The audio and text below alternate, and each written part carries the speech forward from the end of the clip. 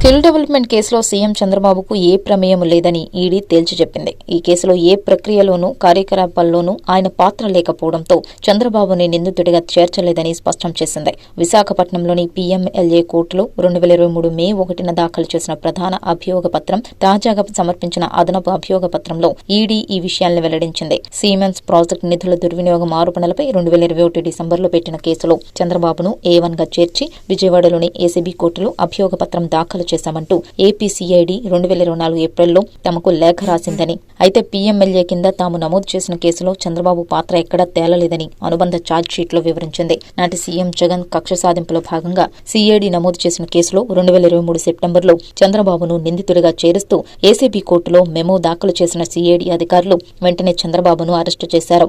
రాజమహేంద్రవరం జైల్లో 53 రోజుల పాటు నిర్బంధించారు. తర్వాత సీఐడీ 2024 ఏప్రిల్లో విజయవాడ ఏసీబీ కోర్టులో అభియోగ పత్రం దాఖలు చేసి చంద్రబాబును ప్రధాన నిందితుడిగా పేర్కొంది. ఆయన్ను ఈడీ కేసులను ఇరికించాలనే దురుద్దేశంతో జగన్ హయాంలోనే ఈ విషయాలన్నీ ఈడీకి పంపించారు. తమ దర్యాప్తులో వాటన్నిటిని పరిగణలోకి తీసుకున్న ఈడీ అసలు ఈ కేసులో చంద్రబాబు పాత్ర లేదని తేల్చి చెప్పేసింది. సీమెన్స్ ప్రాజెక్టు అమలుకు సంబంధించి ఏపీ ప్రభుత్వం నుంచి వివిధ సంస్థలకు నిధులు విడుదలైన తర్వాత వాటి ప్రతినిధులు డొల్ల కంపెనీల ద్వారా వాటిని దారి మళ్లించుకున్నారని దర్యాప్తులో తేలినట్లు ఈడీ స్పష్టం చేసింది. ఈ వ్యవహారాల్లో వేటితోనూ చంద్రబాబుకు సంబంధమే లేదని ఈడీ తేల్చింది. జగన్ ప్రభుత్వ హయాంలో సీఐడీ బనాయించిన కేసులో చంద్రబాబుకు ఇప్పటికే విముక్తి లభించింది. తాజాగా ఈడీ దర్యాప్తులోనూ చంద్రబాబు ప్రమేయం లేదని స్పష్టమైంది.